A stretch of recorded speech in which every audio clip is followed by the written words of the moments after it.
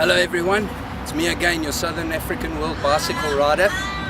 I'm reporting you from Sydney, Australia's biggest city, in New South Wales, and I'm here with the New South Wales Waratahs, my 7th Super Rugby team. With me I have the assistant manager, Alan. Alan Garth, pleasure to meet you, mate. Yeah, thanks so much for your time, Alan. Absolute pleasure. I really appreciate it, mate. Now guys, as you know, the concept for my journey has been 4 countries per continent, and now I'm here, the Waratahs. I've got Alan with me, and let's start with my trademark as it is. Can you believe it? Unbelievable. Once again I get to meet someone from the team, my first coach, assistant coach. What a pleasure to have Alan. Distinguished coaching career. I've been chatting to him. We've got Magnus Celtic League titles, we've got Heineken Cup, European Championship titles, and international duties as well on top of that. Guys, I just want to start by asking Alan if he could share with us a first memory of rugby union. Alan, could you do that for us, please, mate? Yeah, first memory I suppose was back at school. You know, I was a rugby league player as a junior, and went to a school where it was all rugby, and you know, didn't have any idea what the game was about. You know, had seen very little of it. But you know, I enjoyed it from the first moment I took place. So my first memory is from school, going back to when I was 12 years of age. Wow, oh, wonderful, guys. There's Alan's first memory, 12 years of age, first with rugby league, and then rugby union took over, and has been a big part of his life for a long time. We'll go on and just ask Alan. Alan, I grew up in Durban, so I'm a Sharks fan, and as you know, they're a Super Rugby side, one of the heavyweight teams, and a side that likes to turn the campaign into an ultra marathon on a few occasions. But I'd just like to know who you come up against. Do you know your opposition man in the Sharks outfit? And are you on speaking terms with him? Do you have a little bit of banter with him, perhaps a round of golf or something? No, I haven't actually. The reason being, this time round, you know, I was involved many years ago with the Waratahs game back in 97, 99. You know, and that was the case back then. Yes.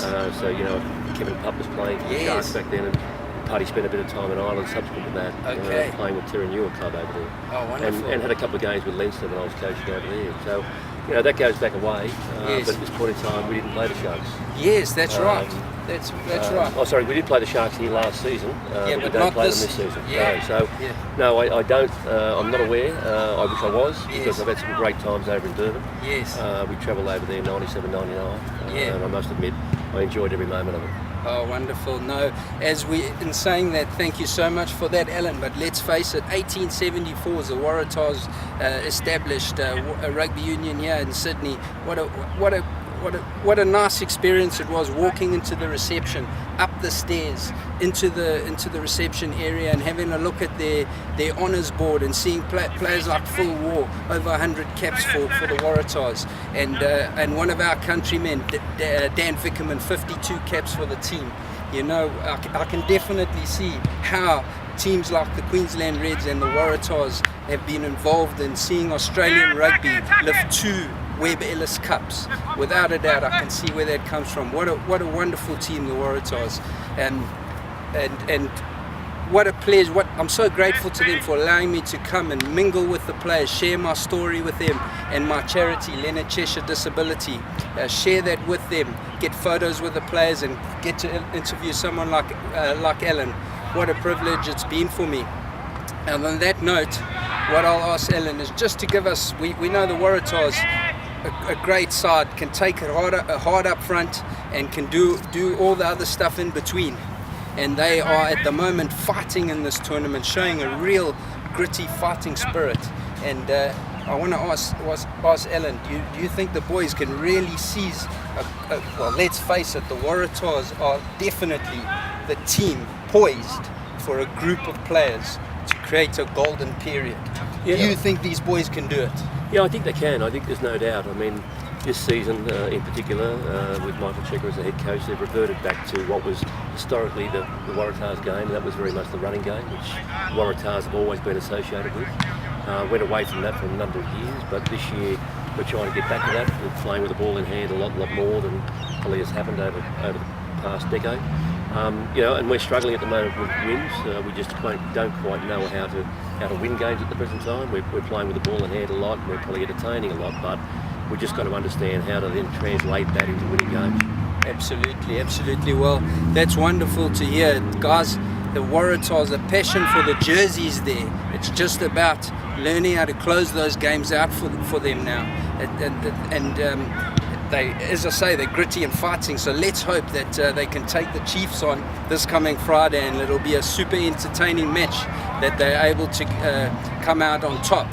And let's wait and see. Hopefully I'll get some tickets to see the game. And what I've just got to share with you, Alan, sorry, I don't want to take up too much of your time, mate, but before I came down to the Waratahs from the Queensland Reds, I've just actually come over from Veti Levu, the main island on Fiji. Yeah, and I biked around there, and that became my 23rd island in a four country per continent concept for the bike journey. Third country was the Veti Levu, the island of Fiji. Right. And I got to continue the rugby theme over there and meet Penny Ravai. He's a Fijian 7 squad prop, probably the fastest prop in Fiji, with hands and a step to match. And he was injured, so he wasn't over in Hong Kong where they won the sevens, but he's preparing for the World Cup and continuing the rugby theme over there, mate. Wonderful rugby nation, a true rugby nation, with no word of a doubt. I'd never been there, but a true rugby nation, and a wonderful carefree intensity. I've never experienced anything like it. And I tell you, I was on the Melrose Bridge the other day, and I met a big man called Ben Vicali, and he's the coach and manager of the Lomavata Sharks. Right. And a wonderful man, and a man of the cloth, a very, very lovely man, and we genuinely felt the Holy Spirit brought us together, Ben and I. And he asked me, when I told him my story, he asked me, please, when you meet that man and interview him, please ask him to just, if the Waratahs could help them with some equipment for their team. So here I am doing that with you now, Alan. I had to do it, and I really appreciate having this moment to do it. And for you, Ben, I'm going to ring you, my man, and tell you that I handed over that beautiful essay you wrote out. I'm going to give it to Alan now before we leave. I guarantee that. And guys, I'm going to close with that. And as you know, my next team now is going to be the ACT Brumbies down in Canberra. So I've probably got about a 400-500 kilometer ride, and then I'm going to be there, and hopefully we can get to speak to David Pocock, a fellow Zimbabwean like me, but who now lives over there and is playing well for the Brumbies, although suffering an injury. So guys, thanks so much for watching. Alan, thank you so much, mate, and we'll see you down in Canberra with the Brumbies. Ciao for now.